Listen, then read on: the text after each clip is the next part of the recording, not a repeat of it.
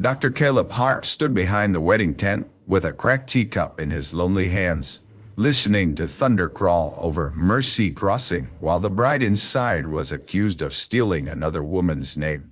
Lanterns shone over white canvas and dusts. Then a blood-stained letter lay on the preacher's Bible. A deputy reached for a rope, and Clara Bell stared at her groom, who would not defend her. Caleb had kept silent 6 years about the scar tying him to that letter, but the storm from the bluffs was already swelling the creek beside the tent. If he waited, the rain would carry away the only proof that could save her. Before we begin, let me know where you are watching from. Leave your country name in the comments below. And if you love stories about courage, loyalty, and community, be sure to subscribe so you don't miss the next stories. The town of Mercy Crossing had dressed itself in white muslin and borrowed hope that morning. The wedding tent stood at the edge of the cattle yard, close enough to the church bell that its sound could tremble through the canvas, and close enough to the dry creek bed that the wind carried up the smell of cracked clay and willow roots. Women from the church had pinned ribbons to the poles. Children had dragged benches from the schoolhouse. A long table waited under the awning with jars of peaches, cold biscuits, and a cake that leaned a little to one side, because the baker's oven door would not shut tight. Dr. Caleb Hart noticed all of it from the outside, the way a man notices a room he has not been invited to enter. He stood near the medicine wagon, turning an empty teacup in his hands. The cup had a hairline cracked down the side. He kept it anyway. It had belonged to his wife, Annabelle, who had died 6 years before on a storm night not much different from this one. Since then, he had learned to drink coffee from tin, sleep when horses stopped stamping, and answer the door at any hour with his bag already in hand. But weddings still made him feel like a man peering through a window at a house he once owned. Inside the tent, Clara Bell stood beneath a garland of cottonwood leaves, her hands folded at her waist. She wore a plain ivory dress that had been mended so skillfully that no one could see the old seams unless they knew where to look. Caleb knew where to look. He had watched her stitch the hem herself in the ranch kitchen 2 nights before, lamplight shining on her bowed head while rain threatened in the distance, and no one else noticed how tired she was. She was not a girl. She had the stillness of a woman who had carried her own burdens across too many miles. She had come to Mercy Crossing 3 weeks earlier on the eastbound train, stepping down at the depot with a carpet bag, a letter of promise, and a face pale from travel. Silas Danner, the man waiting to marry her, had greeted her with flowers in one hand and hesitation in the other. Silas owned the Southern grazing lease, or rather his father had, and Silas liked to speak as though old land made a man deep. He had courted Clara through letters after his mother's cousin placed an advertisement for a respectable bride, willing to settle in New Mexico territory. By the time Clara arrived, half the town had decided she was either an answer to prayer or a danger wrapped in calico. Caleb had kept his judgment to himself. He first saw Clara at the depot, when a child fell between the freight platform and a wagon wheel. While others screamed, Clara dropped her bag, tore the lace from her own sleeve, and pressed it to the boy's bleeding forehead until Caleb came running. She had not fainted at the sight of blood. She had not fussed over her ruined dress. She had simply looked up at him with gray eyes and said, "Tell me what to hold." A woman like that did not arrive empty of story. Now that same woman stood before preacher Amos Reed, while Silas waited beside her in a black coat too tight across the shoulders. The wedding guests fanned themselves with hymn sheets. The sky beyond the tent had gone greenish, the way it did before hard prairie rain. Horses shifted in the corral, ears flat. Dust ran low along the ground like a warning. Caleb meant to leave before the vows. He had only come because Clara had asked him, quietly, after helping him bandage the blacksmith's hand. "You need not stand inside," she had said, "but if I look out and see one friendly face, I might breathe easier." He had promised nothing, yet here he was, with the cracked teacup in his hands and loneliness sitting on his shoulder like a crow. The preacher opened his Bible. Then the flap of the wedding tent tore back. A man stumbled in from the dust. He wore a freight driver's coat, soaked dark at the shoulder, though no rain had yet fallen. Mud streaked his boots, blood marked his cuff. His eyes searched the gathering until they found Clara. "There she is," he said. The tent fell silent. Silas turned, his mouth tightening. "Who are you?" The stranger took 2 steps forward and dropped a folded letter onto the preacher's open Bible. The paper was stiff with old blood, brown at the edges, cracked along the folds. "Ask her," the man said. "Ask the bride what name she carried before she stole that one." A woman gasped. Someone muttered that they had known it. The deputy, standing near the punch barrel, moved toward the center aisle with one hand on his belt. Clara did not move. Caleb saw only one change in her. Her fingers curled once around the tiny bouquet of blue flax flowers. Not fear, not guilt, recognition. Preacher Reed looked down at the letter, then at Clara. "Mrs. Bell." "She is no Mrs. Bell," the stranger said. "Clara Bell died on the Old North Road 6 years ago. This woman has been living under a dead woman's name." Silas stepped back from her as if the words had spilled poison on the ground between them. The first thunder struck hard enough to shake dust from the tent poles. Caleb set the cracked cup on the wagon stepdaughter. For 6 years he had carried the memory of a storm road, a shattered carriage, a woman's hand slipping from his, and a letter sealed in blood. For 6 years he had believed silence was mercy, but mercy, he realized, had a cruel shadow when it let an innocent woman stand alone. The stranger gave his name as Ezra Pike, a freight man out of Santa Fe, though half the town knew the Pike name already. His older brother, Gideon Pike, owned the biggest saloon in Mercy Crossing, the freight office beside the depot, and several men who swore they were free to think for themselves while doing exactly as he wished. Ezra removed his hat with a false respect that fooled no one who watched his eyes. "I was sent to deliver freight," he said. "Didn't expect to find a ghost getting married." The preacher held the blood-stained letter by its cleanest corner. "This is a grave matter, Miss Bell." "Read it," someone called. Clara's face had gone white, but her voice stayed steady. "That letter is mine." A murmur passed through the tent. Silas looked at her. "Yours?" "Yes. You told me you had no family left." "I have none who claim me." "That is not the same." "No," Clara said softly. "It's not." Her honesty, instead of saving her, seemed only to sharpen the crowd's hunger. Ezra smiled. "There, she admits deception." Caleb moved then, stepping beneath the tent flap as wind pushed dust against his coat. Several heads turned. He rarely entered gatherings unless someone had been cut, crushed, burned, or birthed. His presence changed the air. "Let the woman speak," he said. Deputy Sloan frowned. "Duh. This is a legal matter. I will become a medical one if you put a rope in frightened hands." The deputy's ears reddened. Nobody said rope. He reached for it. A few men looked at the deputy's belt where a coil hung. Silas drew himself upright, wounded pride making him bolder than love had made him. "Dr. Hart, this is my wedding." "It was," Caleb said. The word landed hard. Clara looked at him then. For the first time since Ezra had entered, her eyes changed. Not relieved exactly. A woman accustomed to abandonment did not spend relief cheaply. But she breathed. Preacher Reed unfolded the letter. The paper trembled in his hand, not from fear but from age. He read slowly. "To whoever finds the child, take her south where my husband cannot reach her. Tell her when she is grown that her name is Clara Bell, and that her mother did not leave her by choice. Trust no man carrying the mark of the black spur." The preacher stopped.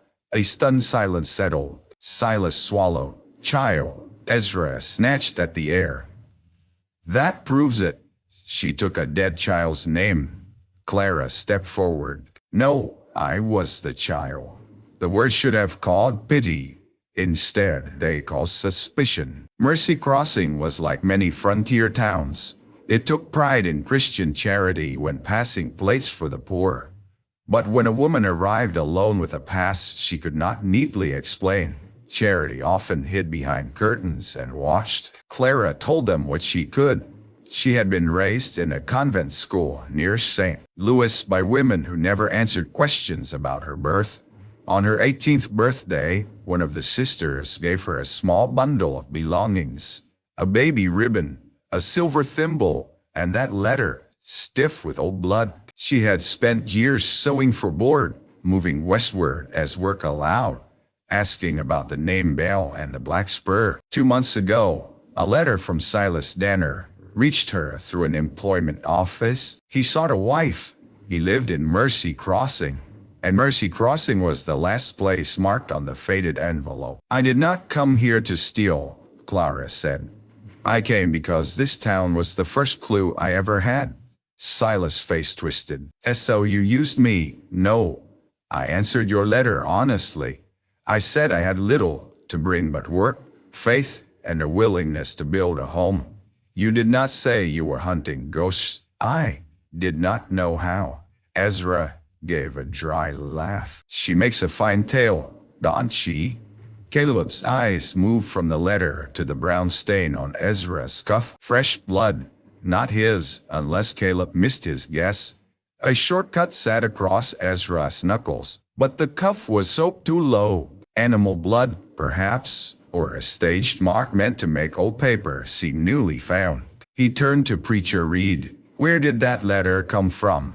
Ezra answered first. "Found it in the wash north of town. Storm must have uncovered it." "That letter has been kept folded," Caleb said. "Dry, protected. No wash left it like that." Ezra's mouth tightened. Clara looked at Caleb again, and this time there was a question in her eyes. "Why do you know?" He could feel the past rising like floodwater. 6 years ago, on a night when thunder rolled over the North Road, Caleb had found a wrecked carriage near Bitter Creek. The driver was dead. A woman lay half in the mud, crushed beneath a wheel. Beside her, wrapped in blankets, was a child barely more than 2 years old. The woman had gripped Caleb's sleeve with bloody fingers. "South," she whispered. "Do not let Abram find her." Then she pressed a folded letter into Caleb's hand. But before he could take the child to safety, riders appeared on the ridge. One wore a black spur on his boot. Caleb hid the child in a culvert, then turned to face the riders. A gunshot tore across his ribs and left the scar he still carried. When he woke before dawn, the child was gone. The woman was dead. The letter had disappeared. He had told the sheriff what he knew. The sheriff, who drank at Pike's Saloon and owed debts no honest man could pay, wrote it down as an accident caused by rain. Caleb had buried Annabelle 3 months later after fever took her during an outbreak. Grief swallowed his fight. Silence became easier than digging into a grave no one wanted open. Now the lost child stood grown in a wedding dress, accused before a town that had not earned the truth. The wind snapped the tent ropes. Rain began to strike the canvas, first in scattered taps, then in a rush. Ezra backed toward the opening. "Believe what you please, but Gideon Pike has a ledger showing who she is. He'll bring it to the marshal." At the name Gideon, Clara's hands went still. Caleb saw it. The Black Spur was not a memory buried in mud. It was walking Mercy Crossing streets, owning its freight wagon, smiling beneath its saloon lamp. The storm did not break all at once. It gathered itself like an angry animal. Wedding guests scattered in clumps beneath shawls and hats, gossiping even as rain slapped their faces. The church women carried the cake into the schoolhouse. Men dragged benches out before the tent floor turned to mud. Silas Danner left without offering Clara his arm. His mother followed, crying loudly enough for every neighbor to hear. Clara remained in the tent until only the preacher, Caleb, and 2 lanterns stayed. The ivory hem of her dress darkened where rain blew under the canvas. She looked smaller without the crowd, but not weaker. There was a difference. Caleb had learned to see it in women who crossed plains, buried children, stood over washtubs, and rose before dawn. because no one else would. Preacher Reed folded the blood-stained letter and held it out to her. "I reckon this belongs with you." Before Clara could take it, a gust tore through the tent. One lantern went out. The letter lifted from the preacher's hand, struck the wet ground, and skidded toward the open flap. Caleb lunged and caught it beneath his boot before it could wash into the mud. For a breath, his hand and Clara's reached the same place. They both stopped. Rain hammered the canvas overhead. "You know something," she said. The preacher looked between them. Caleb lifted the letter, now spotted with fresh rain. "I know this paper." Clara stared. "How?" He did not answer. Inside the tent, some truths needed walls, some needed a fire, some needed no witnesses except the person who had paid for the silence. "My infirmary," he said. Now they crossed the muddy street in hard rain, Clara holding her skirts in one hand and the ruined bouquet in the other. Mercy Crossing blurred around them.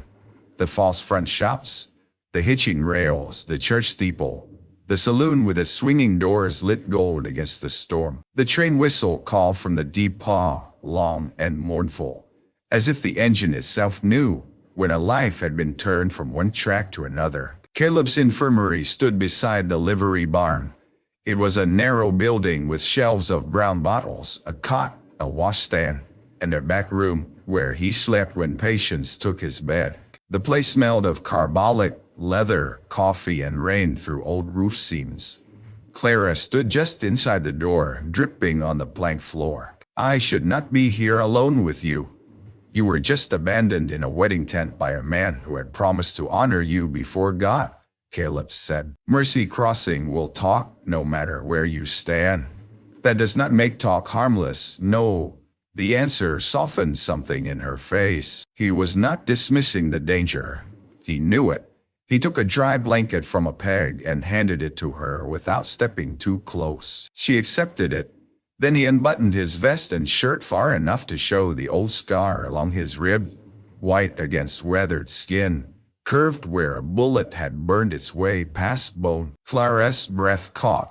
"The night your mother died," he said, "I found her on the North Road." The room seemed to shrink around the words. Clara sat because her knees failed. Not because he asked. Caleb told it plainly. He did not polish it. He did not make himself brave. He told her of the carriage, the mud, the child wrapped in a blue blanket, the woman who pressed the letter toward him, the riders on the ridge, the boot with the black spur. He told her how he hid the child, how he woke wounded and alone, how the sheriff wrote an easy report, how Annabelle fell ill before he could leave town to search. "I looked after," he said, "for nearly a year. St. Louis, Santa Fe, Army posts, mission school. I found nothing." Clara's hands gripped the blanket. "I was told I came to the sisters in a freight wagon. No name but Clara. No one knew who left me. I failed you." She looked up quickly. "You were shot. I lived. So did I."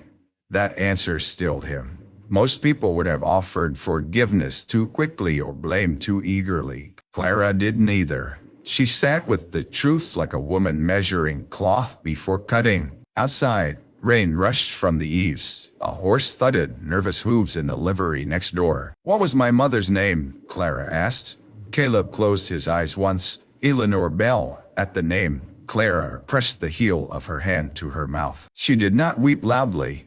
Tears slipped anyway, steady and silent, and Caleb found that harder to bear than sobbing. He turned away to give her privacy, setting water to boil, though no tea was needed. His hands moved by habit. Kettle, cup, tire. A man could survive grief if there were enough small tasks to keep him from drowning in it. After a while, Clara said, "Why would Gideon Pike have a ledger?" "Because if he is the man I saw, he has spent 6 years keeping your mother's story buried. My mother wrote that my father should not reach me." "Did she name him?" Clara shook her head. "Only Abram." Caleb's jaw tightened. Gideon Pike's full name, before he shortened it for business, had been Abram Gideon Pike. The name passed between them without being spoken. A knock came at the door. Caleb opened it to find 12-year-old Tommy Webb, soaked through, holding his arm at a crooked angle. His father stood behind him, hat crushed in both hands. "Okay," Mr. Webb said. He fell from the high loft. The world had no patience for private grief. Pain kept arriving. Caleb looked back at Clara. "I need to set the bone." She stood, wiped her face once, and laid the blanket aside. "Tell me what to hold." The same words she had spoken at the depot. So he told her. For the next hour, while rain beat Mercy Crossing flat, Clara held a lantern, boiled linen, spoke calmly to the boy, and sang one low hymn when the setting made him cry out. Caleb worked with firm hands and a heart that shifted in spite of him. Trust did not arrive like lightning. It came like Clara's fingers steadying a child's shoulder. It came like her grief folded away because someone else needed help. When Tommy left with his arm splintered and his father whispering thanks, Caleb found Clara washing blood from the basin. "You need not do that," he said. "I need to do something." He understood that better than any prayer. By morning, the storm had turned Mercy Crossing into mud and accusation. The train depot roof leaked over the benches. Freight wagons stood axle-deep near the warehouse.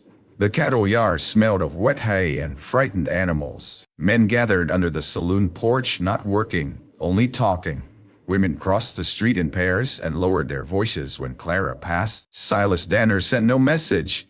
Gideon Pike did. It came folded inside a clean envelope, carried by a saloon boy too young to know why his hands shook. "Miss Bell, you will meet me at the freight office by noon. If you wish this matter settled quietly, bring the old letter. Come alone." G. Pike. Clara read it in Caleb's infirmary while morning light lay gray across the floor. "Quietly," she said. "Men use that word when they mean unseen." Caleb took his hat from the peg. "You are not going alone. You cannot guard me every hour. No, but I can start with this one." She looked at him for a long moment. "Dr. Hart, I have lived most of my life needing no one, because needing made no difference. I do not know how to stand beside help without fearing the cost." He accepted that truth as carefully as he would accept a newborn child. "Then do not call it help," he said. "Call it testimony." The freight office sat beside the depot, a long timber building smelling of hemp rope, tar, grain sacks, and coal smoke. A spur track ran behind it, and beyond that, the dry creek had become a brown, rushing channel. Rain still fell in slanted sheets. Upstream, the flood was gnawing at the bank near the old wagon road, the same place Caleb had found the wreck 6 years before. Gideon Pike waited inside with his boots on a crate. He was a large man, dressed well enough to pass for respectable if a person looked only once. His beard was trimmed. His watch chain shone. One spur, blackened iron with a broken rowel, hung from his left boot. Clara saw it. Caleb saw her see it. Gideon smiled. "Doctor, I asked the lady to come alone. She is not parcel to be delivered by your instruction. That sharp tongue is why folks do not invite you to supper. I assumed it was my habit of keeping them alive." Gideon's smile thinned. He stood and turned to Clara. "You have caused a mighty stir. I did not bring the letter to the wedding.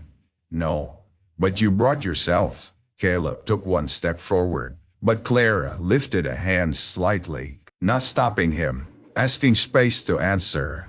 "I was brought to this life without name, kin, or explanation," she said. "If my presence troubles you, perhaps your conscience had warning." Gideon's eyes hardened. He opened a ledger on the desk. Its pages were marked with freight accounts, cattle transfers, and payments. He turned to a page near the back and tapped a line. 6 years ago, a child named Clara Bell died in a carriage washout north of town. I paid for burial. There is the record. Clara leaned forward but did not touch it. Caleb read the line. Clara Bell, female child, deceased in flat. Burial fee, $4. No grave number.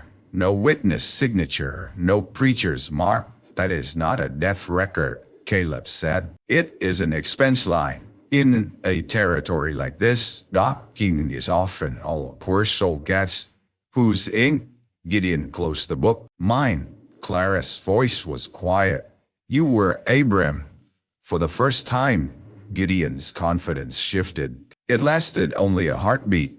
Abram was a name from another life. My mother wrote it. Your mother, he said, and his voice changed in a way that made Caleb's hand curl. Your mother was a faithless woman with a head full of Eastern airs. She took my child and ran. Clara went very still. Caleb said, Your child. Gideon looked at him. Yes, mine. And if this woman truly is the child, then she is my blood, and I have rights. Clara stepped back as if struck. The freight office seemed to darken. Outside, the creek roared louder. Gideon softened his voice into something uglier than shouting. This can be simple. Give me the letter. Acknowledge me as father. I will see that Silas marries you after all, or that another man does. I can make this town forget. I do not want a town that forgets on command, Clara said. Then it will remember what I tell it. He reached for the letter in her hand. Caleb caught his wrists. For a moment, no one moved. Gideon's eyes lowered to Caleb's scar beneath the edge of his collar. Recognition flickered there. I should have aimed higher that night. Clara inhaled sharply. The confession was soft, but it was there. Then Ezra Pike burst through the back door. Gideon, the old wash is cutting through. Bank's giving way. Gideon cursed and shoved the ledger into a drawer. But not before Caleb saw something tucked between the last pages. A small blue ribbon, faded nearly white, the kind tied around an infant's blanket. Clara saw it too. My ribbon, she whispered. Gideon slammed the drawer shut. Caleb's choice came fast. A doctor was trained to preserve life, not evidence. But there were moments when truth itself had a pulse, and if it died, people died with it. He grabbed Clara's hand and pulled her toward the side door. Gideon shouted behind them. They ran into the rain. The flood had torn Mercy crossing open. Water thundered down the creek bed, carrying branches, fence rails, and one unlucky chicken coop that spun like a toy before shattering against the bridge pilings. Men shouted near the depot, trying to move freight before the water reached the warehouse. A team of horses screamed from the lower corral, where the gate had jammed in the mud. Caleb stopped. Clara followed his gaze. The freight office stood on higher ground, but the old wagon road north of town was already being eaten away. If the bank collapsed, any trace of the carriage wreck would be gone by sundown. So would whatever Gideon had hidden near it, if he had hidden more than lies. But the horses in the lower corral were chapped now.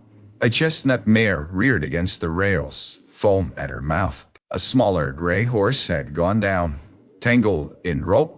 Water rose around its knees. Clara's face tightened. Go. Caleb looked at her. She pointed toward the corral. You are a doctor. They are living creatures. The bank will not matter if we become the kind of people who let fear choose every road. He stared at her through the rain, and something in him broke open. Not love spoken.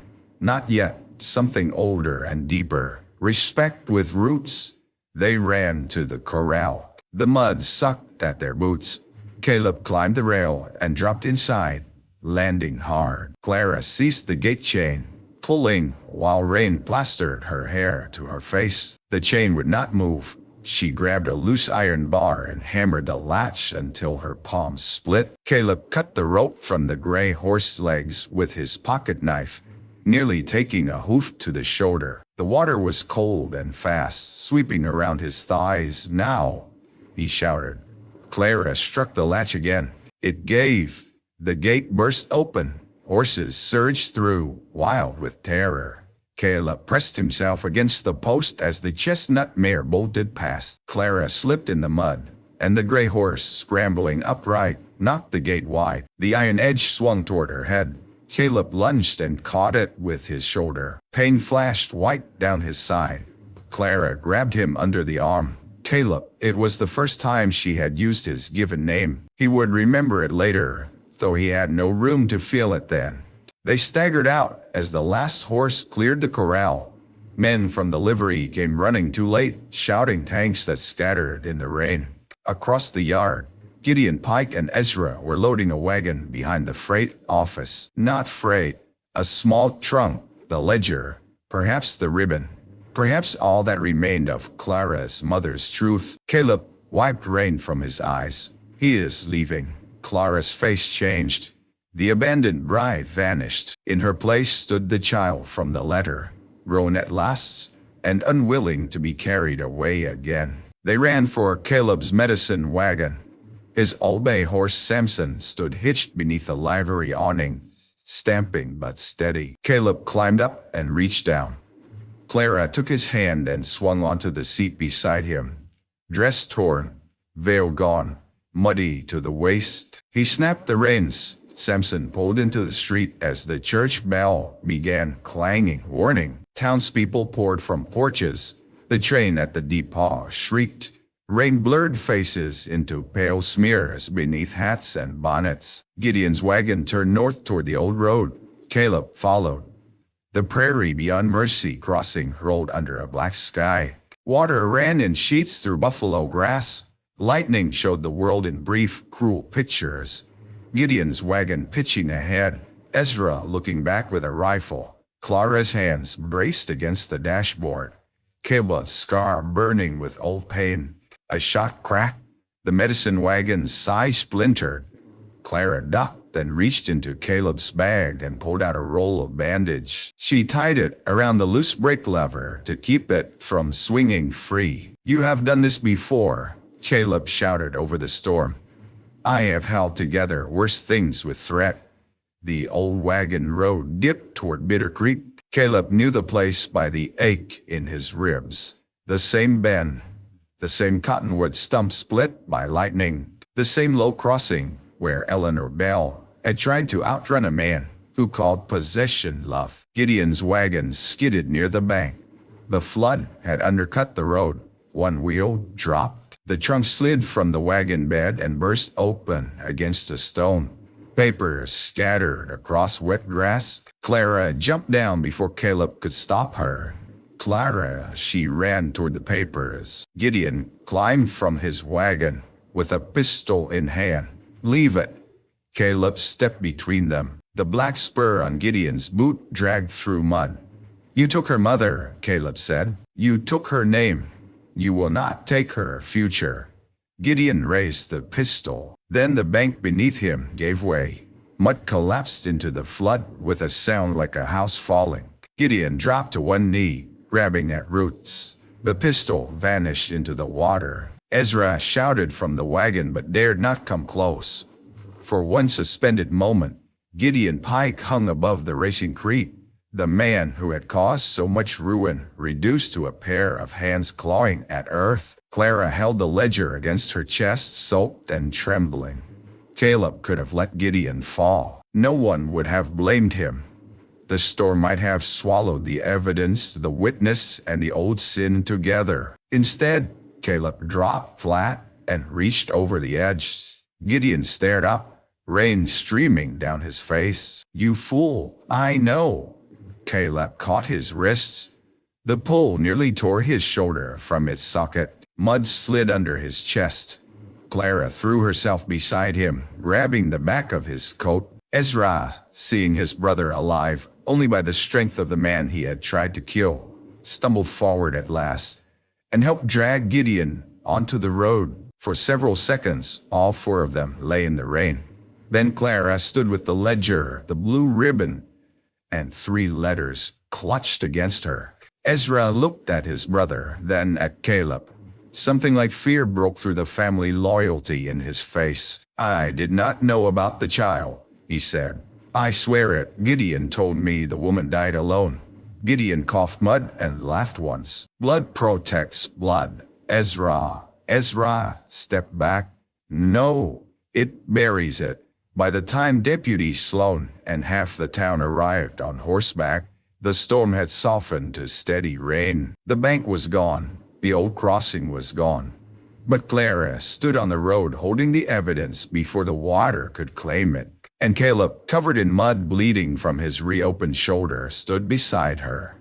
The truth came to Mercy Crossing not in one grand shout, but in wet pages laid carefully beneath lamps. They gathered in the church because the wedding tent had collapsed during the storm. Canvas sagged into mud where ribbons still clung to the poles. The cake had fallen from its table and dissolved into sweet ruin. The creek had taken the lower fence and half the freight yard, but the church stood dry on its rise, bell rope swaying slightly in the damp wind. Preacher Reed placed Gideon's ledger on the pulpit. Beside it lay the blue ribbon, 3 letters from Eleanor Bell, and a receipt signed by the old sheriff for a burial that had never taken place. The ledger showed payments to men who had chased Eleanor north, payments to Silas the driver, payments to send a nameless child east after Caleb hid her. Gideon had not wanted his daughter dead. He had wanted her erased until she could be useful. Ezra Pike stood before the town and testified against his brother. His voice shook, but he did not stop. He told them Gideon had ordered him to bring the old letter to the wedding and accuse Clara publicly so she would be frightened into surrendering it. He told them Gideon meant to claim her afterward, not as a daughter loved, but as an heir he could use to tie up land that had once belonged to Eleanor's family. He told them Silas Danner's southern grazing lease touched that land, and the marriage would have given Gideon quiet control. Silas sat in the front pew, smaller than he had looked beneath the wedding tent. When Ezra finished, Deputy Sloan removed his hat and looked at Clara. "Miss Bell," he said, "I owe you an apology." Clara stood near the stove, wearing a borrowed brown dress from Mrs. Reed. Her hair was braided simply down her back, no veil, no flowers, no groom. Yet she looked more like herself than she had beneath all that wedding muslin. "I will take justice first," she said. "Apology might follow after." Some women lowered their eyes. Some men did too. Gideon Pike, bound at the wrists, gave a bitter smile. "You think this town will hold me? I own its freight, its credit, half its roofs." Caleb stepped forward, one arm bound in a sling, his face pale but steady. "You own fear. That is not the same." Gideon looked at Clara. "You are still my blood." Clara's voice did not tremble. "Blood made me your daughter. Your choices made me free of you." No one spoke for a long moment. Then Preacher Reed closed the Bible with a soft thud. "Deputy, take him." The deputy did. The door opened. Wet daylight entered. Gideon Pike left the church between 2 men, no longer walking like Mercy Crossing belonged to him. His black spur scraped once against the threshold, then disappeared into the mud. Silas approached Clara after the service ended. His mother waited behind him, twisting a handkerchief.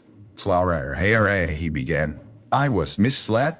"Yes," she said. "I was ashamed before the town." "So was I," he swallowed. "I did not know what to think." "You chose what was easiest to think."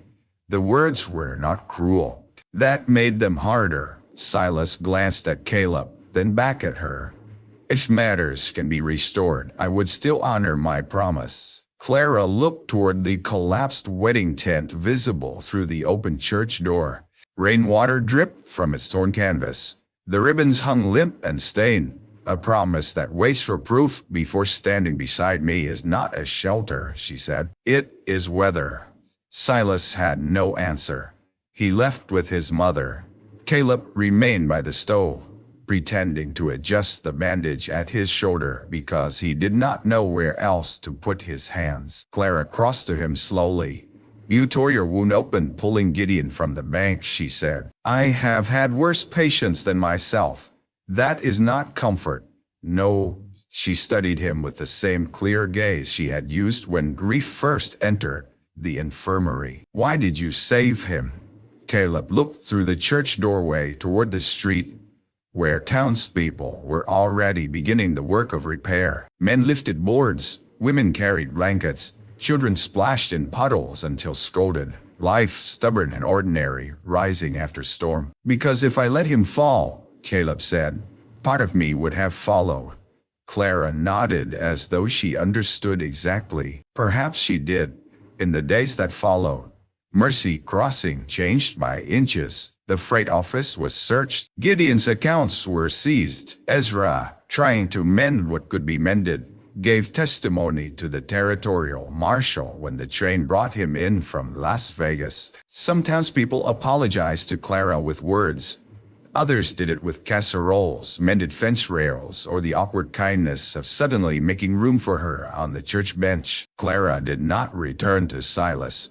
She took work in Caleb's infirmary, first as a helper, then as something more needed. She cleaned instruments, rolled bandages, stitched wounds neater than any doctor in the territory, and kept a ledger that did not lie. When a ranch hand came in with a torn palm, she held the lamp. When Mrs. Alvarez delivered twins during a night of high wind, Clara bought her and prayed in a whisper. When fever took 3 children from the rail camp, she worked until dawn beside Caleb, her eyes hollow with exhaustion, but her hands steady. Trust grew there, not in moonlit speeches, but in shared labor. Caleb learned that Clara liked coffee too strong, hated being called fragile, and hummed hymns only when afraid. Clara learned that Caleb spoke roughly when worried, forgot meals when patients crowded the door, and kept Annabelle's cracked teacup not because he could not love again, but because love had taught him the cost of losing what was precious. One evening, weeks after the storm, Clara found him behind the infirmary repairing a loose wheel on the medicine wagon. Sunset burned copper over the prairie. The repaired wedding tent canvas had been cut into strips and used to patch roofs along the lower street. The creek had returned to a shallow ribbon, innocent as if it had never tried to swallow the past. Clara held out the cracked teacup. I mended it, she said. Caleb took it carefully. A thin line of white resin sealed the crack. It might not hold hot coffee, she added, but it will hold flowers. He looked inside. She had placed 3 blue flax blossoms in it, the same kind she had carried on the day that was meant to be her wedding. His throat tightened. Clara, he said, and stopped. She waited. She was good at waiting when truth was trying to find his feet. He set the cup on the wagon seat. I have lived a long while believing my heart was a room shut for good. Then you came to town with a carpet bag, a blood-stained letter, and more courage than Mercy Crossing knew what to do with. A faint smile touched her mouth. That sounds like a troublesome arrival. It was. Are you sorry? No. The prairie wind moved between them, soft after so many hard days. Caleb took off his hat. I will not speak to you as a man rescuing a woman. You rescued yourself before I ever found the strength to stand. I will not offer you a name because yours is already your own. I will not offer you shelter that depends on the town's approval. But if you ever wanted a home built with honest hands, I would spend the rest of my days building it beside you. Clara looked down at her palms. The cuts from the corral gate had healed into thin pink lines. I spent years thinking home was a place someone had taken from me, she said. Then I thought it might be a husband, or a proper door, or people who could tell me where I began. She lifted her eyes. But home might be the place where a person is not asked to become smaller to be kept. Caleb could not speak. She stepped closer and touched the sling at his shoulder. When you are healed, Dr. Hart, you might ask me again without looking as though the answer might kill you. A laugh broke from him, quiet and astonished. The first true laugh many in Mercy Crossing would later say they had ever heard from the doctor. All right, he said. When I am healed, you are a poor liar. You will ask before then. Yes, he admitted. Likely, she smiled fully then, and the last light caught in her eyes. Autumn came gold over Mercy Crossing. Gideon Pike was taken east for trial, and the black spur was left nailed above the marshal's desk as a reminder that power could rust. Ezra sold the saloon, and kept the freight line only after turning its books clean. Silas Danner married no one that year and became quieter, which some considered an improvement. Preacher Reed preached one Sunday on judgment and mercy, and though he named no names, half the town shifted in its pews. Clara remained Clara Bell, not a stolen name, not a ghost, not a hidden child, a woman standing in daylight. By winter, the infirmary had a new room built onto the back, with a proper stove and shelves for clean linens. Caleb carved the window frame himself.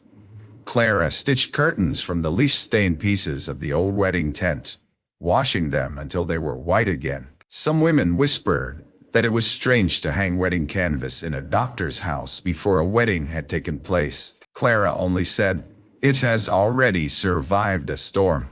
On a clear morning after the first snow dusted the church roof, Caleb walked with her to the place where the wedding tent had once stood. The creek beyond it shone thin and cold. The sky was wide.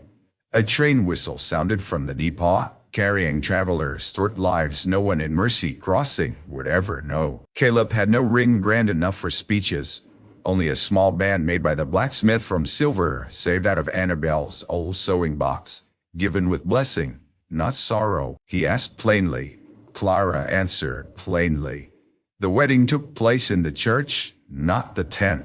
There were no accusations, no blood-stained letter on the Bible, no thunder pressing at the roof. Yet they placed the mended teacup on the altar filled with blue flax, because some broken things did not need to be hidden once they had been held with care.